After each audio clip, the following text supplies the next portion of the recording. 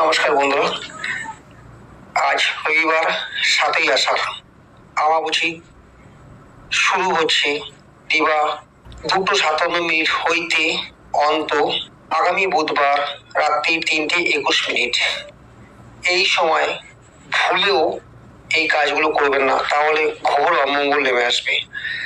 10 মহাবিদ্যার দেবী মহাশক্তির যত চিত্র এবং মূর্তি লাল শালে কাপড় দিয়ে ঢেকে রাখুন এবং কি করবেন তা জানতে আমার চ্যানেলে বড় ভিডিও দেওয়া রইল, আপনারা ওখানে গিয়ে দেখে নেবেন।